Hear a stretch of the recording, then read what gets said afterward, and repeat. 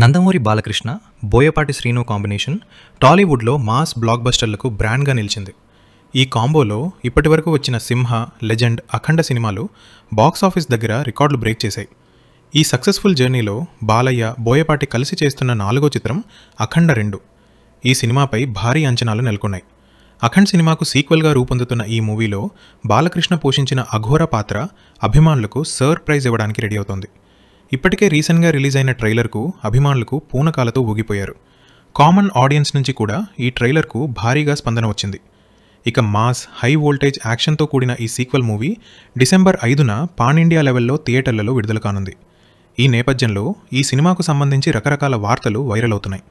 Director Boyapati శ్రీనుకు ఈ cinema కోసం భారీ రెమ్యునరేషన్ ఇస్తున్నారని టాక్. గతంలో ఆయన రామ్ హీరోగా నటించిన స్కంద సినిమా కోసం 17 కోట్ల పారితోషికం తీసుకున్నట్టు టాక్. స్కంద ఆశించిన స్థాయిలో విజయం సాధించకపోవడంతో బోయపాటి రెమ్యునరేషన్ తగ్గుతుందని చాలామంది భావించారు. కానీ అఖండ 2 కోసం రెమ్యునరేషన్ డబుల్ చేశారట బోయపాటి.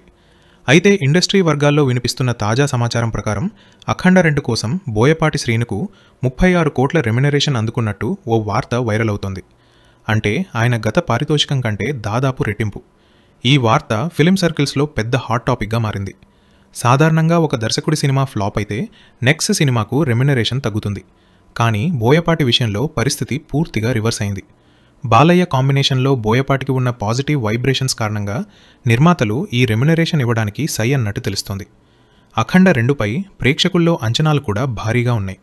కనీసం పాజిటివ్ టాక్ వచ్చినా ఈ చిత్రం పాన్ ఇండియా వసూళ్లలో రికార్డులు సృష్టించే అవకాశం ఉందని ట్రేడ్ వర్గాల టాక్.